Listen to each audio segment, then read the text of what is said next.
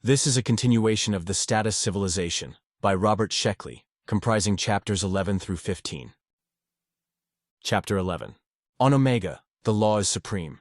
Hidden and revealed, sacred and profane, the law governs the actions of all citizens, from the lowest of the low to the highest of the high. Without the law, there could be no privileges for those who made the law. Therefore, the law was absolutely necessary. Without the law and its stern enforcement, Omega would be an unthinkable chaos in which a man's rights could extend only as far and as long as he personally could enforce them. This anarchy would mean the end of Omegan society, and particularly, it would mean the end of those senior citizens of the ruling class who had grown high in status, but whose skill with a gun had long passed its peak. Therefore, the law was necessary. But Omega was also a criminal society, composed entirely of individuals who had broken the laws of Earth. It was a society which, in the final analysis, stressed individual endeavor. It was a society in which the lawbreaker was king, a society in which crimes were not only condoned but were admired and even rewarded, a society in which deviation from the rules was judged solely on its degree of success.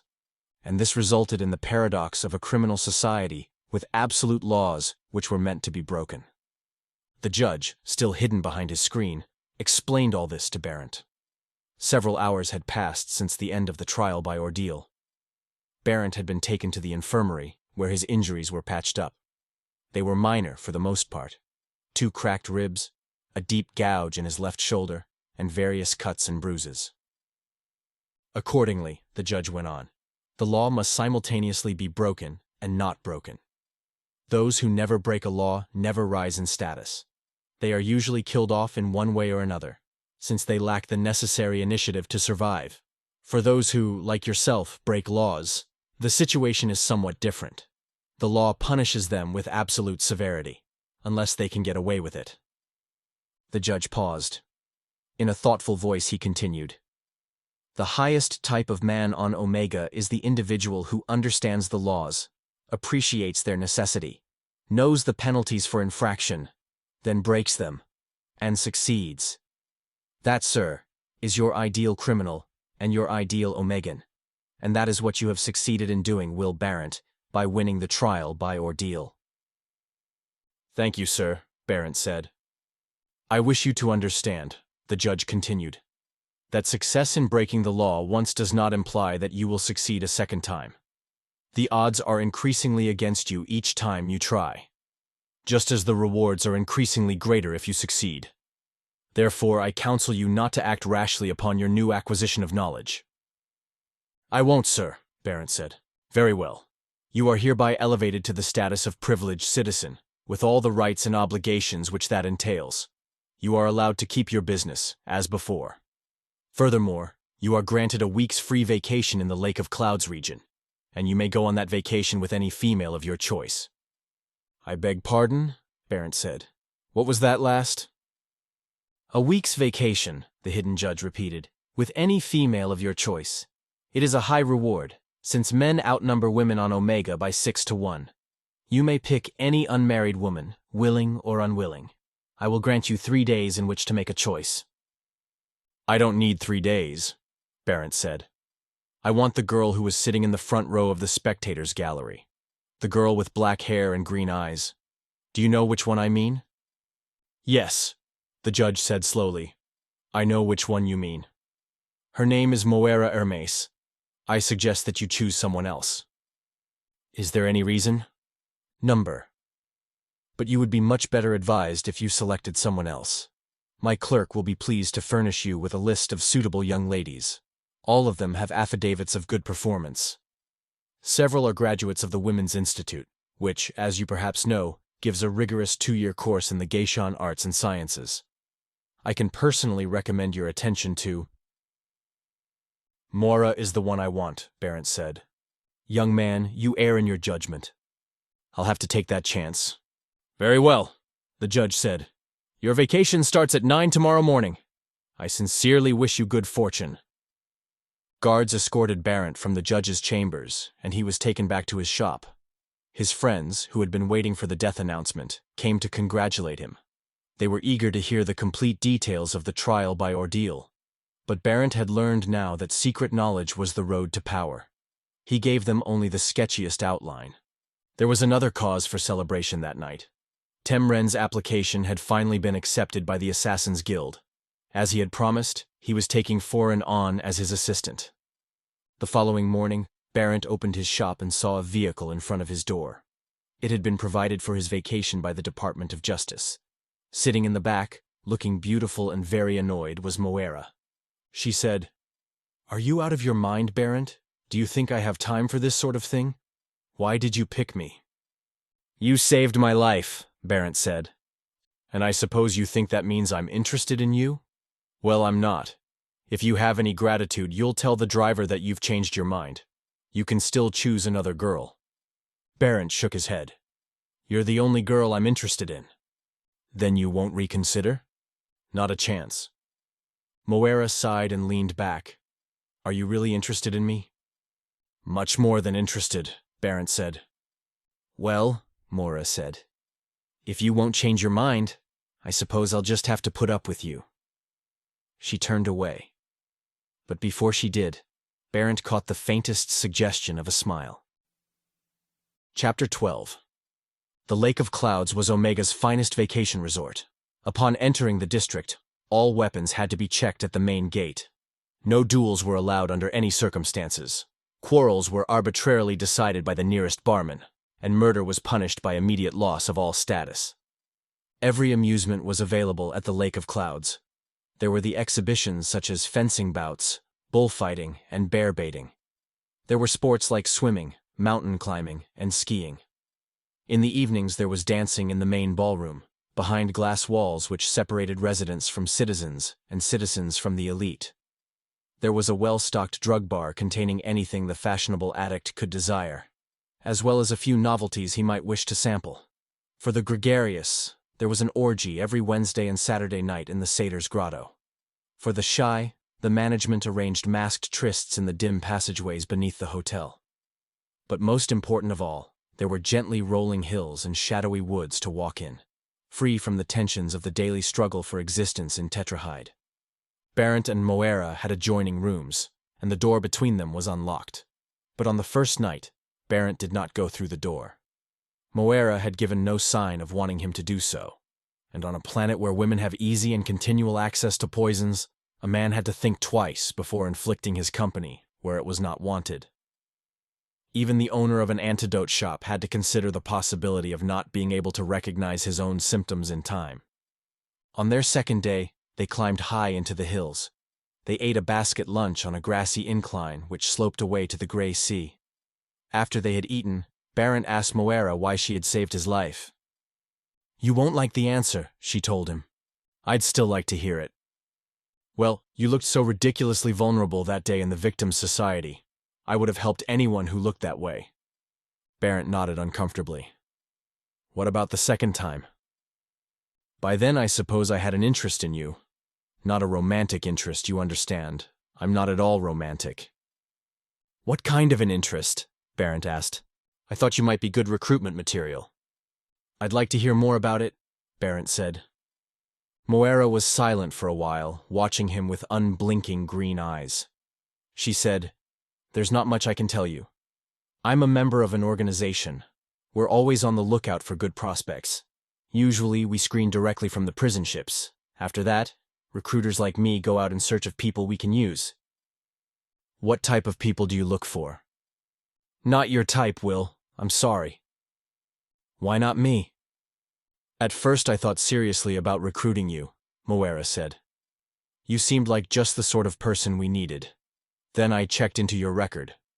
"And?" "We don't recruit murderers. Sometimes we employ them for specific jobs, but we don't take them into the organization. There are certain extenuating circumstances which we recognize, self-defense, for example.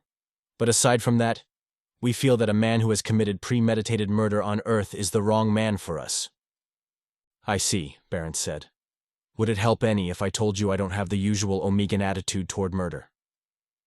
"I know you don't," Moira said. "If it were up to me, I'd take you into the organization. But it's not my choice. Will, are you sure you're a murderer?" "I believe I am," Barrett said. "I probably am. Too bad, Moira said.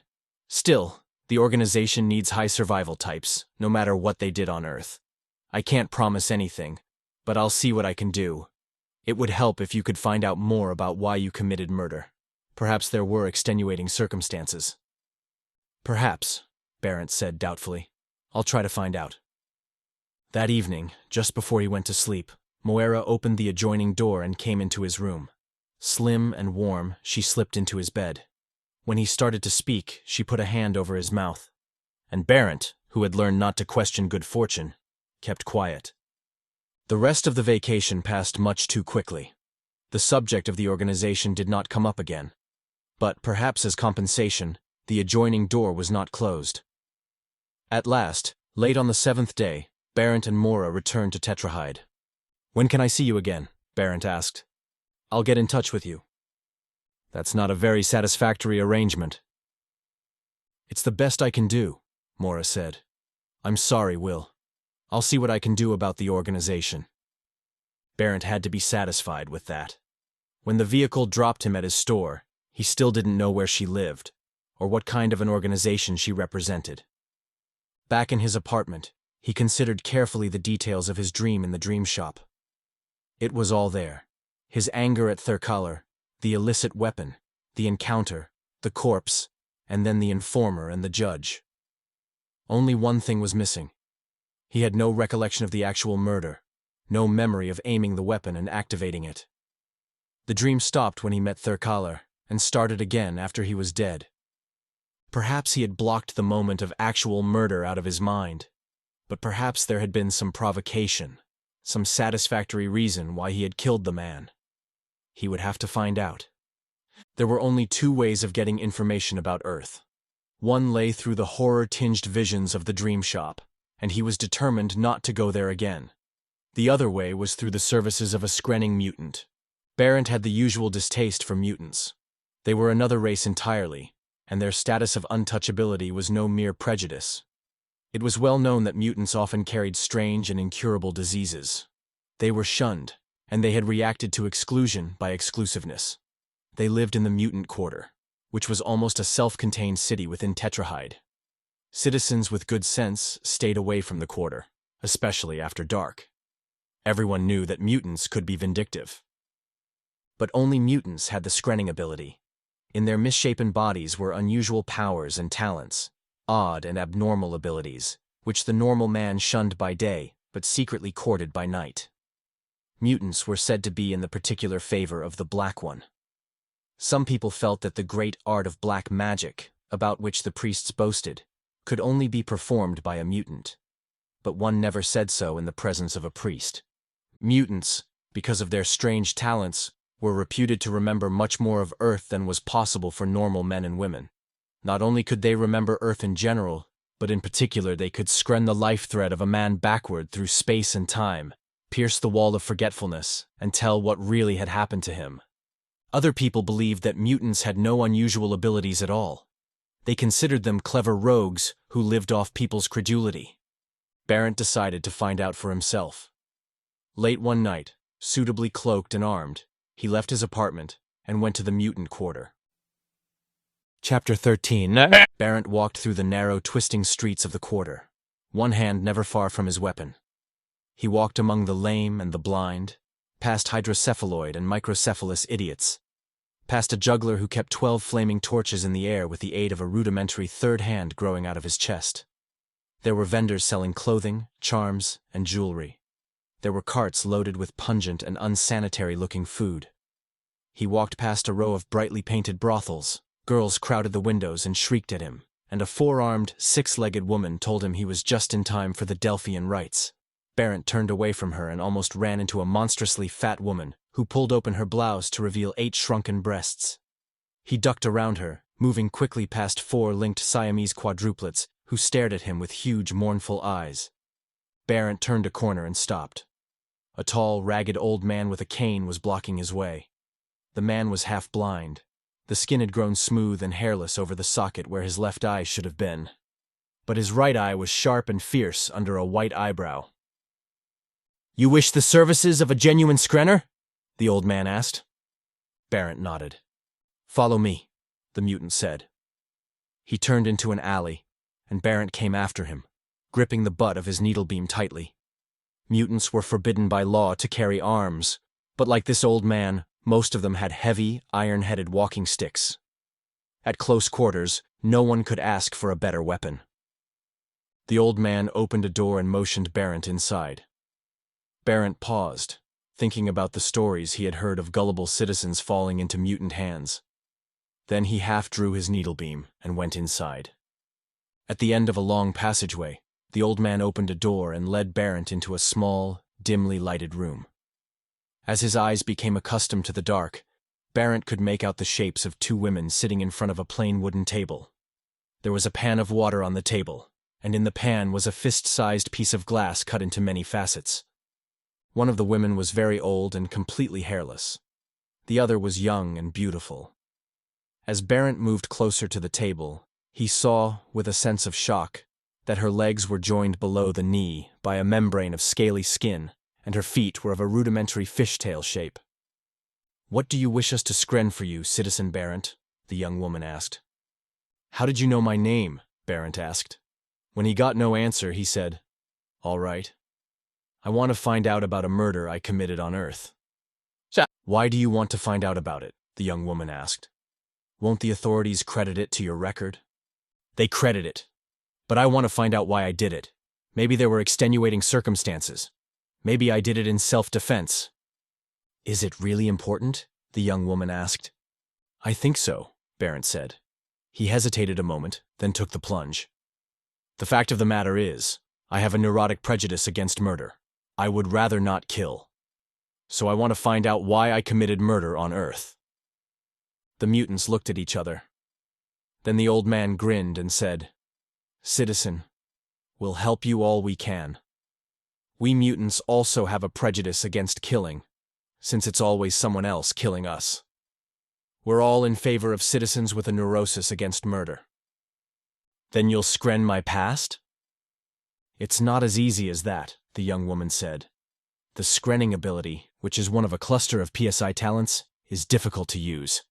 It doesn't always function, and when it does function, it often doesn't reveal what it's supposed to." "I thought all mutants could look into the past whenever they wanted to," Barrett said. "No," the old man told him. "That isn't true. For one thing, not all of us who are classified mutants are true mutants. Almost any deformity or abnormality these days is called mutantism. It's a handy term to cover anyone who doesn't conform to the Terran standard of appearance." "But some of you are true mutants?" "Certainly. But even then, there are different types of mutantism. Some just show radiation abnormalities, giantism, microcephaly, and the like. Only a few of us possess the slightest psi abilities, although all mutants claim them." "Are you able to scren?" Barrett asked him. "Number." "But Mila can," he said, pointing to the young woman. "Sometimes she can." The young woman was staring into the pan of water, into the faceted glass. Her pale eyes were open very wide, showing almost all pupil, and her fish-tailed body was rigidly upright, supported by the old woman. "She's beginning to see something," the man said. "The water and the glass are just devices to focus her attention. Mila's good at screnning, though sometimes she gets the future confused with the past. That sort of thing is embarrassing, and it gives screnning a bad name. It can't be helped, though. Every once in a while the future is there in the water, and Mila has to tell what she sees. Last week she told a Haji he was going to die in 4 days. The old man chuckled. You should have seen the expression on his face. "Did she see how he would die?" Barrett asked. "Yes, by a knife thrust. The poor man stayed in his house for the entire 4 days. "Was he killed?" "Of course. His wife killed him. She was a strong-minded woman, I'm told." Barrett hoped that Mila wouldn't scren any future for him. Life was difficult enough without a mutant's predictions to make it worse. She was looking up from the faceted glass now, shaking her head sadly. "There's very little I can tell you. I was not able to see the murder performed. But I screnned a graveyard, and in it I saw your parents' tombstone.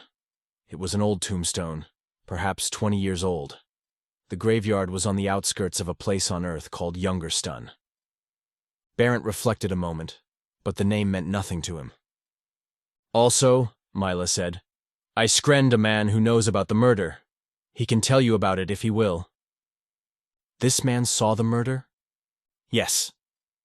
Is he the man who informed on me?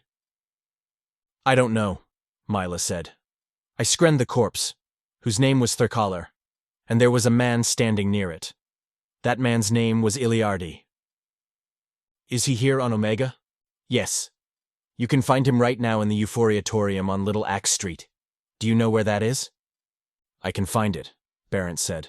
He thanked the girl and offered payment, which she refused to take. She looked very unhappy. As Barent was leaving, she called out, Be careful. Barent stopped at the door and felt an icy chill settle across his chest. Did you screen my future? He asked.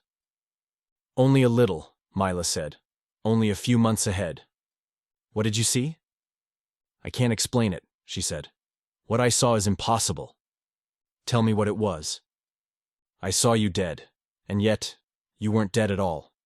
You were looking at a corpse, which was shattered into shiny fragments. But the corpse was also you. What does it mean? I don't know, Mila said. The Euphoriatorium was a large, garish place which specialized in cut-rate drugs and aphrodisiacs. It catered mostly to a peon and resident clientele. Barent felt out of status as he shouldered his way through the crowd and asked a waiter where he could find a man named Iliardi. The waiter pointed.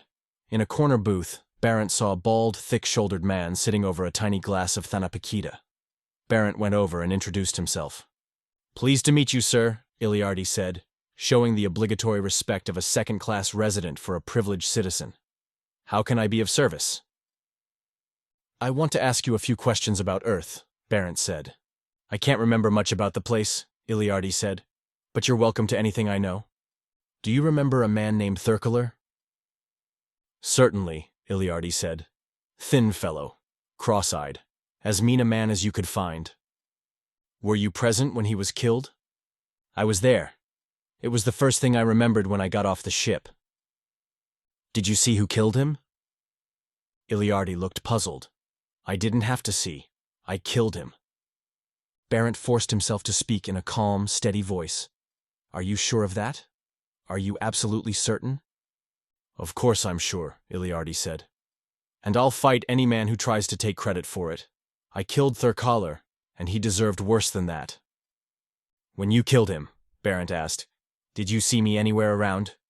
Iliardi looked at him carefully, then shook his head. No, I don't think I saw you. But I can't be sure. Right after I killed Thirkaler, everything goes sort of blank. Thank you, Barent said. He left the Euphoriatorium. Chapter 14. Barent had much to think about, but the more he thought, the more he became confused.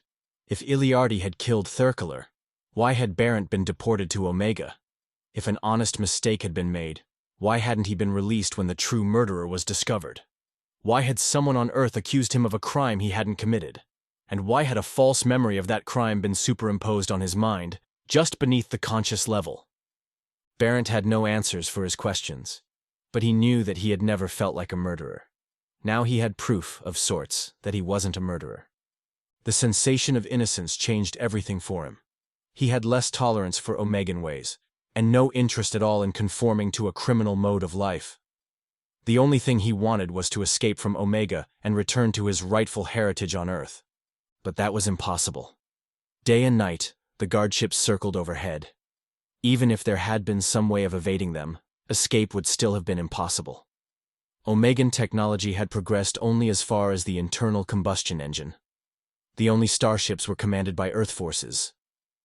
Barent continued to work in the antidote shop, but his lack of public spirit was growing apparent. He ignored invitations from the Dream Shop and never attended any of the popular public executions. When roving mobs were formed to have a little fun in the mutant quarter, Barent usually pleaded a headache.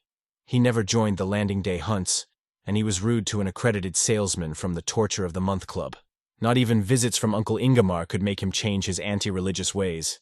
He knew he was asking for trouble. He expected trouble, and the knowledge was strangely exhilarating. After all, there was nothing wrong in breaking the law on Omega, as long as you could get away with it. Within a month, he had a chance to test his decision. Walking to his shop one day, a man shoved against him in a crowd. Barrett moved away, and the man grabbed him by a shoulder and pulled him around. "Who do you think you're pushing?" the man asked. He was short and stocky. His clothes indicated privileged citizen's rank. 5 silver stars on his gun belt showed his number of authorized kills. "I didn't push you," Barrett said. "You lie, you mutant lover."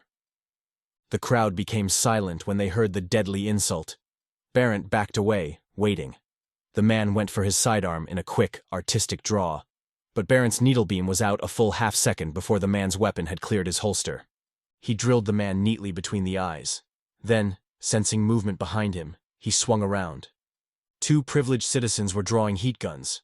Barrett fired, aiming automatically, dodging behind the protection of a shop front. The men crumpled. The wooden front buckled under the impact of a projectile weapon and splinters slashed his hand. Barrett saw a 4th man firing at him from an alley. He brought the man down with 2 shots. And that was that. In the space of a few seconds, he had killed 4 men. Although he didn't think of himself as having a murderer's mentality, Barrett was pleased and elated. He had fired only in self-defense. He had given the status seekers something to think about. They wouldn't be so quick to gun for him next time. Quite possibly they would concentrate on easier targets and leave him alone. When he returned to his shop, he found Joe waiting for him. The little credit thief had a sour look on his face. He said, "I saw your fancy gun work today. Very pretty." "Thank you," Barrett said. "Do you think that sort of thing will help you? Do you think you can just go on breaking the law?" "I'm getting away with it," Barrett said. "Sure, but how long do you think you can keep it up?" "As long as I have to." "Not a chance," Joe said. "Nobody keeps on breaking the law and getting away with it. Only suckers believe that." "They'd better send some good men after me," Barrett said, reloading his needlebeam. "That's not how it'll happen," Joe said. "Believe me, Will, there's no counting the ways they have of getting you. Once the law decides to move, there'll be nothing you can do to stop it. And don't expect any help from that girlfriend of yours either." "Do you know her?" Barrett asked. "I know everybody," Joe said moodily. "I've got friends in the government. I know that people have had about enough of you. Listen to me, Will. Do you want to end up dead?" Barrett shook his head. "Joe, can you visit Moira? Do you know how to reach her?"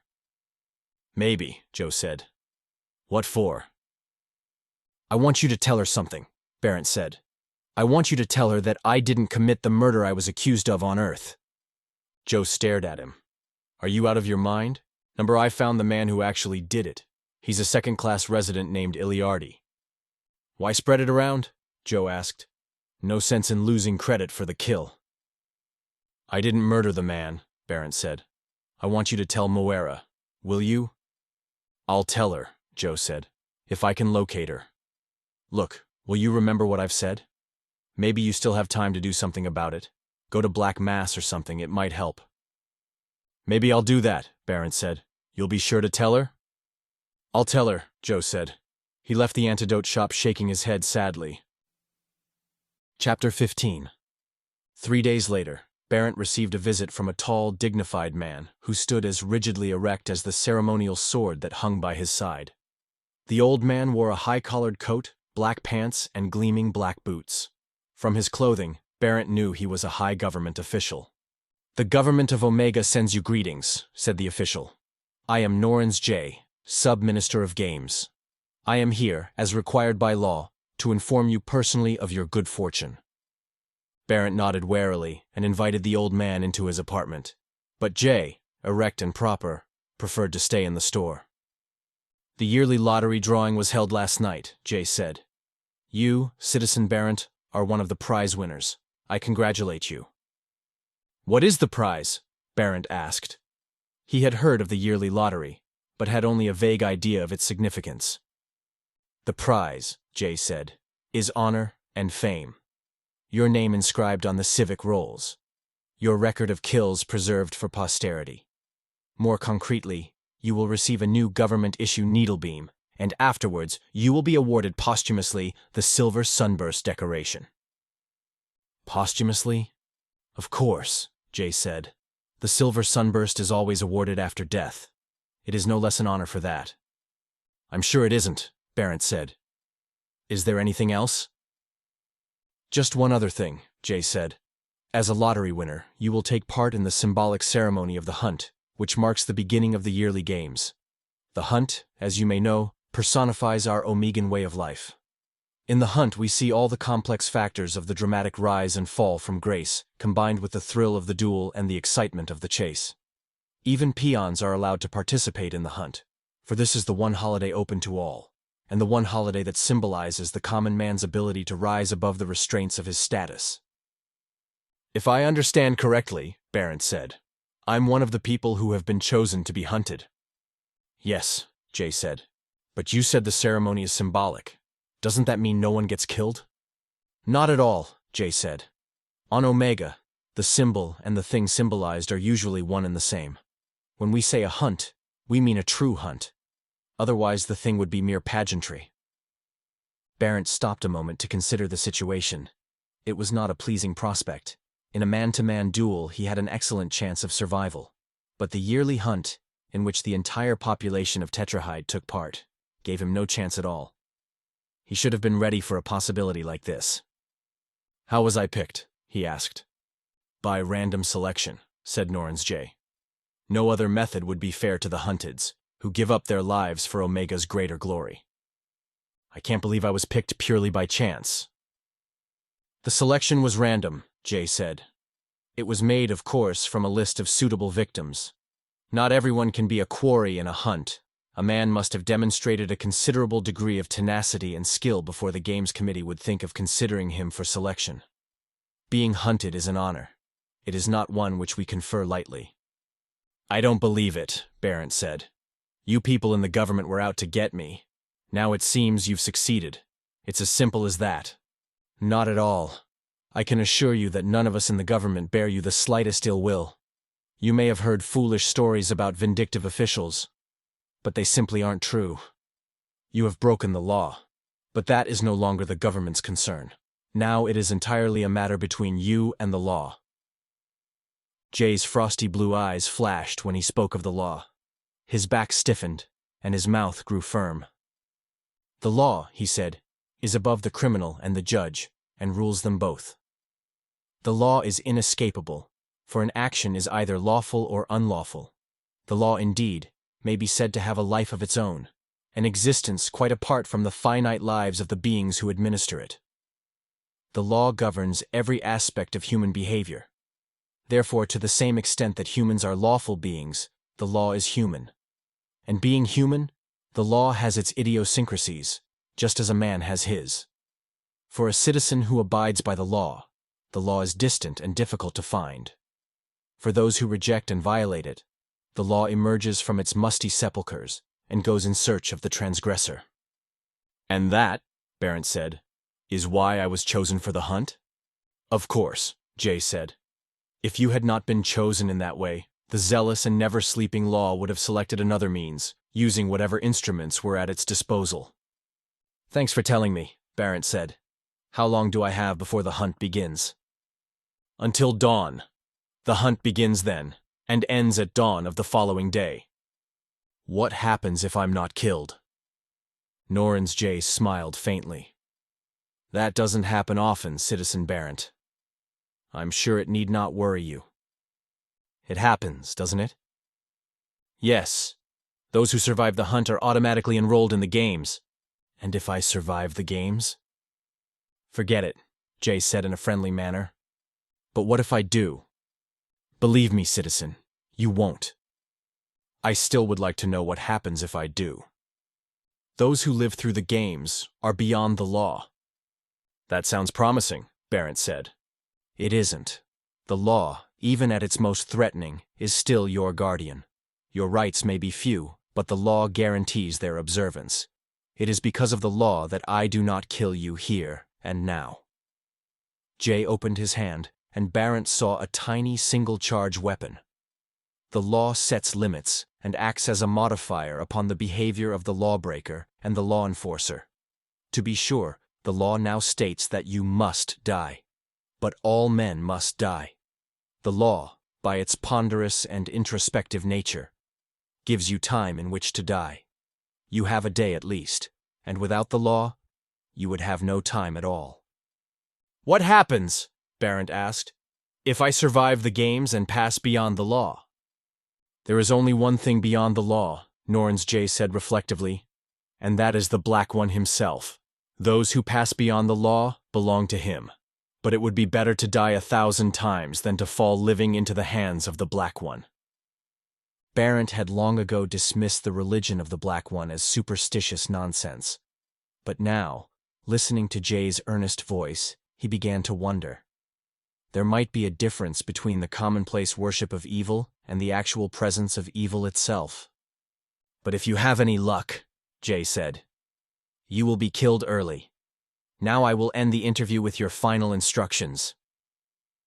Still holding the tiny weapon, Jay reached into a pocket with his free hand and withdrew a red pencil. In a quick, practiced motion, he drew the pencil over Barent's cheeks and forehead. He was finished before Barent had time to recoil. That marks you as one of the hunted, Jay said. The hunt marks are indelible.